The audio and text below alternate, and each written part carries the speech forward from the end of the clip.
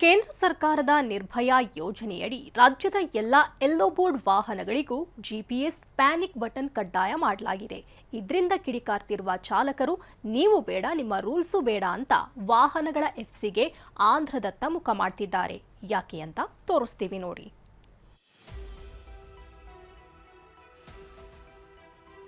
GPS panic button ಕಡ್ಡಾಯ ಆದೇಶಕ್ಕೆ ಆಕ್ಷೇಪ. ರಾಜ್ಯ ಬಿಟ್ಟು ಆಂಧ್ರದಲ್ಲಿ ಎಫ್ಸಿ ಮಾಡಿಸುತ್ತಿರುವ ಚಾಲಕರು. ಪ್ರಯಾಣಿಕರ ಸುರಕ್ಷತೆಗಾಗಿ ಸಾರಿಗೆ ಇಲಾಖೆ ಹಲವು ಕ್ರಮ ಕೈಗೊಂಡಿದೆ. ಚಾಲಕರಿಗೆ ಪ್ರಯಾಣಿಕರಿಗೆ ಪ್ರಯಾಣದ ವೇಳೆ ಸಮಸ್ಯೆಯಾದರೆ ರಕ್ಷಣೆಗಾಗಿ ಯೆಲ್ಲೋ ಬೋರ್ಡ್ ಕ್ಯಾಬ್ಗಳಲ್ಲಿ ಲೊಕೇಶನ್ ಟ್ರ್ಯಾಕ್ಗೆಂದೇ ಜಿಪಿಎಸ್ ಜತೆ ಪ್ಯಾನಿಕ್ ಬಟನ್ಗಳನ್ನು ಅಳವಡಿಸಲು ಚಾಲಕರಿಗೆ ಆದೇಶಿಸಿತ್ತು. ಹೊಸ ವಾಹನಗಳಲ್ಲಿ ಇದೆಲ್ಲವೂ ಇದೆ. ಆದರೆ ಹಳೆಯ ಯೆಲ್ಲೋ ಬೋರ್ಡ್ ವಾಹನಗಳ ಎಫ್ಸಿಗೂ ಇದೇ ರೂಲ್ಸ್ ಕಡ್ಡಾಯ ಮಾಡಲಾಗಿದೆ. ಇದರಿಂದ ಎಫ್ಸಿಗೆ ₹800, ಪ್ಯಾನಿಕ್ ಬಟನ್ ಜೊತೆ ಜಿಪಿಎಸ್ ಬಟನ್ ಹಾಕಿಸಲು 13ರಿಂದ 16,000 ರೂಪಾಯಿ ವೆಚ್ಚ ತಗುಲ್ತಿದೆ. ಪ್ರತಿ ವರ್ಷ ₹2,200 ರಿನಿವಲ್ಗೆ ಸೇರಿ 17ರಿಂದ 18,000 ರೂಪಾಯಿ ಕಟ್ಟಬೇಕು. ನಮ್ಮ ಸಾರಿಗೆ ಇಲಾಖೆಗೆ ಹಿಡಿದಂಥ ಭ್ರಷ್ಟಾಚಾರದ ಕನ್ನಡಿ.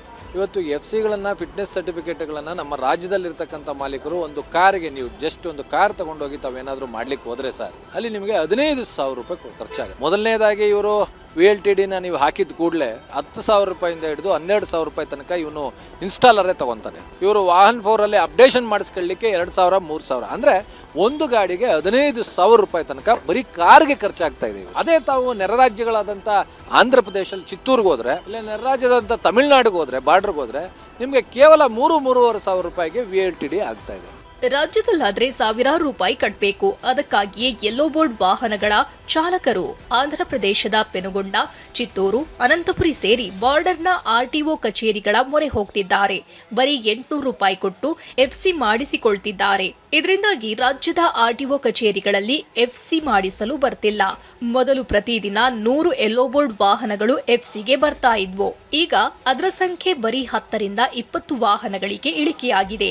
ಪ್ಯಾನಿಕ್ ಬಟನ್, ಜಿಪಿಎಸ್ ಬೇಡ ಅಂತ ವಾಹನ ಚಾಲಕರು ಹೇಳ್ತಿದ್ದಾರೆ. ಪ್ರಯಾಣಿಕರೇ ಆಗ್ಲಿ ಇಲ್ಲ ಡ್ರೈವರ್ಗಳೇ ತೊಂದರೆಗೀಡಾದ್ರೂ ಇದರಿಂದ ಸಹಾಯ ದೊರೆಯುತ್ತೆ ಅನ್ನೋದು RTO ಅಧಿಕಾರಿಗಳ ವಾದ.